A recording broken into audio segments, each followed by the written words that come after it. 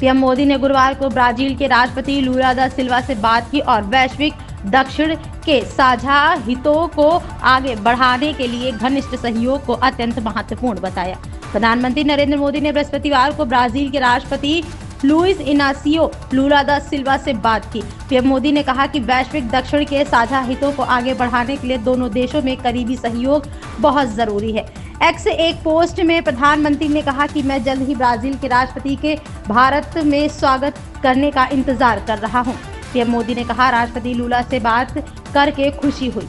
हमने भारत ब्राजील रणनीतिक और साझेदारी में मजबूत गति की समीक्षा की, जो आने वाले साल में नई ऊंचाइयों पर पहुंचने के लिए तैयार है। उन्होंने आगे कहा कि वैश्विक दक्षिण के साझा हितों को आगे बढ़ाने के लिए हमारा करीबी सहयोग बहुत जरूरी है।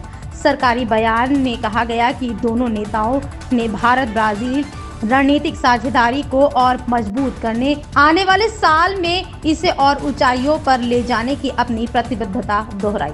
उन्होंने आपसी हित के क्षेत्रीय और वैश्विक मुद्दों पर भी विचारों के आदान प्रदान किया। पिछले साल ब्राजीलिया और साउथ अफ्रीका में हुए अपनी मुलाकातों को याद करते हुए दोनों नेताओं ने व्यापार और निवेश, तकनीकी, रक्षा, ऊर्जा, स्वास्थ्य और कृषि क्षेत्र सहित द्विपक्षीय सहयोग के अलग अलग क्षेत्रों में हुई महत्वपूर्ण प्रगति पर संतोष जताया। भारत 2026 में ब्रिक्स शिखर की बैठक अध्यक्षता करने वाला है और इसमें शामिल होने के लिए अन्य शासनाध्यक्षों के अलावा लूला दा सिल्वा भी आने वाले हैं।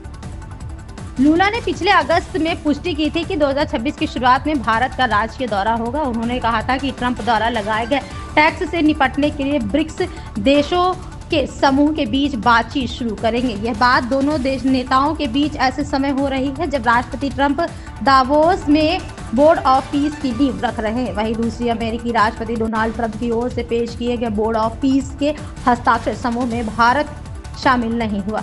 यह पहला दावोस में विश्व आर्थिक मंच के इतर आयोजित की गई है और इसका उद्देश्य गाजा में स्थायी शांति की दिशा में काम करना बताया गया। भारत के अलावा फ्रांस, ब्रिटेन, चीन, जर्मनी सहित कई प्रमुख देशों के भी हस्ताक्षर समारोह में मौजूद नहीं थे। वहीं जर्मनी, इटली, पराग्वे, रूस, स्लोवेनिया, तुर्की और यूक्रेन जैसे कई देशों ने निमंत्रण पर अब तक स्पष्ट रुख नहीं अपनाया है। प्रधानमंत्री नरेंद्र मोदी को इस बोर्ड में शामिल होने का निमंत्रण दिया गया था, लेकिन भारत ने अब तक इस पर कोई अंतिम निर्णय नहीं लिया।